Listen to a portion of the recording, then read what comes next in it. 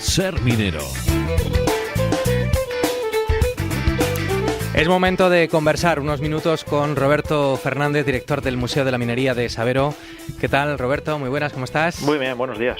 Seguimos entrelazando los contenidos de nuestra sección y las actividades del propio museo, que además pinta muy bien, ¿no? Con la inauguración inminente de una exposición Mineros en Guerra. Háblanos de ello. Sí, bueno, que si quieres matizamos, ¿no? Que siempre decimos que la mina, ¿no? El trabajo minero es tan variado, tan rico, que se puede abordar desde muchos puntos de vista. Y como dices tú, vamos a hablar de guerra y mina, de mina y guerra, ¿no? Y lo hacemos porque este próximo sábado inauguramos en el museo una exposición que lleva por título Mineros en Guerra, que surge de la idea que hace tiempo nos dio Francisco Fernández, que es su comisario, que por cierto ya estuvo con nosotros en el programa hace tiempo hablando de la guerra civil en las cuencas del Porma y de Sabero. Sí. Él es un estudioso de la historia en general y de la historia bélica en particular. Y si te parece, bueno, pues vamos a hablar con él para que nos cuente qué tienen que ver los mineros o las técnicas mineras con la guerra. Bueno, vamos a saludarle. Francisco, ¿cómo estás? Hola, muy buenos días. Pues nada, encantado de estar aquí otra vez compartiendo el espacio con vosotros. Bueno, bienvenido de nuevo, muchísimas gracias. Sácanos de dudas, ¿no? Porque al final, claro, luego todo tiene su explicación, pero así de primeras nos llama un poco la atención esta asociación entre mineros y su labor en un conflicto bélico. Pues sí, la verdad que puede a priori resultar un poco chocante. Pero bueno, la exposición fundamentalmente lo que nos narra es una historia de mina y de mineros, fundamentalmente bajo unas circunstancias muy especiales. Es una historia pues muy diferente de lo que podemos encontrar en un museo dedicado a la minería, como el que dirige Roberto, o bueno, cualquier otro museo de este tipo. La verdad que la exposición pues nos acerca al barro y a las trincheras durante la Primera Guerra Mundial y a la guerra de minas o guerra de túneles, que ahí es donde enlaza con los mineros y la minería, pues que se lleva a cabo sobre todo en el centro occidental, en los campos de batalla en Francia y en Flandes. Es una exposición que relata una historia de trabajo y de sufrimiento, evidentemente, pues como el que se puede encontrar en una explotación minera de carácter civil, al que se añade además pues un miedo y una tensión, porque debemos tener en cuenta que este trabajo propio, con lo que ya supone, pues se le añadía tener que hacer la excavación en un ambiente bélico. Lógicamente, pues, aumentaba el riesgo de una actividad de por sí peligrosa. Entonces, bueno, en definitiva es una forma de acercarnos a esas técnicas que se utilizaron en la minería civil, pero bueno, en busca de unos objetivos lógicamente distintos y además que se desarrolla pues en un ambiente pues muy distinto, un ambiente bélico. ¿Y cómo se trasladan esas técnicas de las cuales nos estás hablando a lo que es el campo de batalla o a lo que es un escenario de conflicto? ¿En qué consistían ese tipo de maniobras y cómo se materializaban? Hombre, había, digamos, dos tipos de versiones diferentes. Una consistía en excavar una galería debajo de las posiciones enemigas para después colocar explosivos y hacerlos detonar. Lógicamente esto creaba un cráter en la superficie, pues, en algunas ocasiones que tenía unas dimensiones pues realmente aterradoras.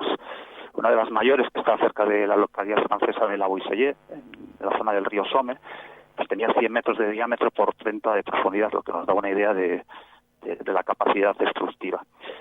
Además de esta, también existía otra variante que consistía en excavar una galería, pero no con la finalidad de colocar explosivos, sino de aproximar a los hombres a las líneas enemigas y conseguir sorprenderles, algo que ya se hacía incluso desde la antigüedad para asediar castillos o ciudades durante el medievo y en la Edad Antigua. Y además, esta guerra de túneles, digamos, tenía dos finalidades. Una ofensiva, que es esta que hemos explicado en sus dos vertientes, y luego también otra puramente defensiva, para evitar que el enemigo continuara su trabajo. Entonces, cuando era detectado, pues se detonaban pequeñas cargas, pero ya no con la intención de crear ese gran cráter en la superficie, sino simplemente para quebrar lo que era el terreno en el subsuelo, y obligar así a los que estaban excavando, a los enemigos que estaban excavando, pues bueno, obligan a retirarse. Puedo suponer, Francisco, que en determinados momentos este tipo de estrategias podrían resultar bastante efectivas, pero al mismo tiempo serían también muy costosas, ¿no? Por la cantidad de recursos que había que dedicar a ellas y luego también de tiempo, ¿no? Porque aquello de excavar un gran túnel a cierta distancia, puedo suponer, bueno, no sería para hacer en 1 o 2 días. Sí, hombre, tampoco eran por lo general grandes galerías en cuanto a la longitud.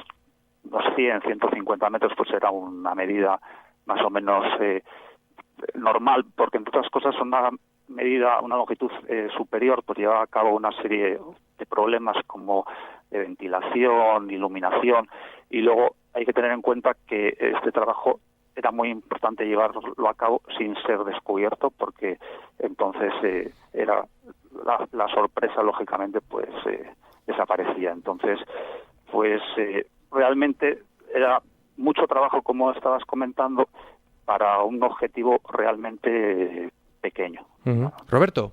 A mí, Francisco, cuando me mandaste hace ya bastantes meses, ¿no? Me diste la idea, ¿no?, de esta exposición y nos mandaste alguna foto, nos quedamos sorprendidos cuando al ver esas fotos prácticamente lo que estamos viendo son galerías mineras, ¿no?, con su entibado, con martillos de picador, o sea que realmente las técnicas sí que eran muy similares, incluso, bueno, algunas de estas personas que trabajaban en estas galerías también, pues con una experiencia también minera, me imagino. Sí, en muchas ocasiones, sí, lógicamente sí, el conocimiento previo del trabajo en la minería pues era muy importante, lógicamente, pero también se buscaron otras cualidades psíquicas y físicas. Entre las primeras, por el aplomo y la serenidad para trabajar bajo presión en un escenario bélico, pues era agotador física y mentalmente, y estas fueron una de las características buscadas.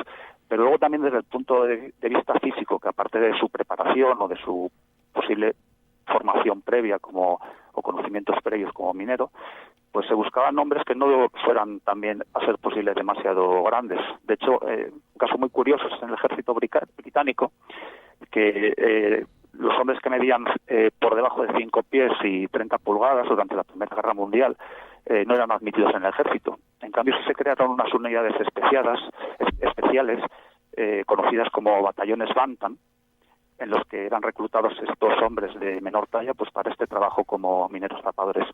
Bantam en inglés significa gallo enano. De hecho, es un término también que se aplica al boxeo. El peso gallo, pues bueno, era un tipo de unidades que se buscaron. Y bueno, los hombres también se reclutaron para otras actividades importantes, no solo excavar, sino pues también para el rescate de compañeros atrapados, igual que ocurre con las brigadas de rescate en las explotaciones civiles, pues también era un tema muy importante a ser tratado. Y luego también otra actividad básica era el emplear y entrenar hombres para la posible actividad enemiga. ¿Hay alguna operación que echase mano de estas técnicas que fuera pues especialmente llamativa o que haya quedado para la posteridad, pues bueno, pues por los resultados que tuviera, ya sea en unos tiempos más o menos actuales o mucho más atrás en el tiempo?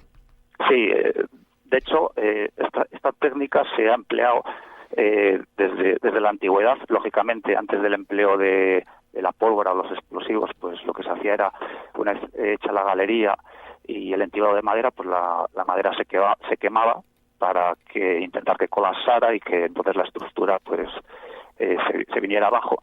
Y ya está adaptado y ahí está constatado que el Imperio asirio en el siglo IX pues ya utilizaba esta táctica y se empleó a lo largo de toda la historia hasta nuestra guerra civil. También aquí en el asedio al Alcázar de Toledo, algunas de las torres pues se derruyeron a través de esta técnica, a través de las unidades de dinamiteros de la República, que estaban formadas por mineros asturianos. Y luego también en los combates en la ciudad universitaria, pues bueno, también se usó de manera importante. Y luego, bueno, a partir de la Segunda Guerra Mundial, a partir de la Primera Guerra Mundial, la Segunda Guerra Mundial y posteriormente, pues lógicamente las técnicas nuevas y otro tipo de armamento, bueno, lógicamente cayó totalmente en desuso este tipo de técnica como tal. Roberto, ¿cómo habéis planteado esta exposición en el museo? ¿Qué tipo de material se va a encontrar la gente a partir de su inauguración? Es una exposición sencilla que hacemos en el interior de lo que es el museo, en nuestra ala derecha, que es la de exposiciones temporales, sencilla. No podíamos abordar una gran exposición, pero yo creo que muy didáctica y muy interesante, porque tiene, en principio, textos de Francisco donde explica perfectamente cómo son las características de la galería, los medios materiales, humanos, las principales zonas en las que se utilizó en la Primera Guerra Mundial. Hay una colección de fotografías espectaculares también del archivo de la guerra en España, y luego hay una recreación siempre con los medios de los que disponemos de cómo podría ser una de estas galerías que se utilizaban en esta guerra de minas, que van además cambiando de tamaño, cada vez son más estrechas, lo que decía Francisco, para que puedan entrar también personas más pequeñas y tal. Entonces yo creo que es una exposición sencilla, pero creo que muy interesante y muy didáctica. Y además, quien quiera profundizar en el conocimiento de lo que estamos hablando ahora, ese mismo día, previo a la inauguración de la exposición, que es a las 7, a las 6 Francisco va a ofrecer una conferencia sobre este tema, con lo cual, ya es redondo. Se viene a la conferencia, uno se entera muy bien de qué va todo, y luego a continuación vemos la exposición para completar esos conocimientos. Pues mira, qué bien. Francisco, ¿algo que apuntar o añadir sobre lo dicho por Roberto? Pues nada, que ahí estaremos el sábado para poder, añadir a este pequeño espacio, un poco más de luz y que todo el que se quiera acercar, que será bienvenido y que seguro que resultará de interés. Muy bien, seguro que sí. Francisco, pues estaremos encantados de que te asomes por aquí en el futuro y nos pongas al tanto de alguna nueva investigación en torno a la cultura minera que seguro que puedes tener ya incluso en cartera o en mente. Así que, Francisco, hasta pronto, hasta la siguiente, ¿vale? Muchas gracias, y cuando queráis. Muchas gracias. Venga, muy amable. Y gracias también, un fuerte abrazo a Roberto Fernández, director del Museo de la Minería de Sabero. Hasta la próxima semana. Hasta el próximo lunes.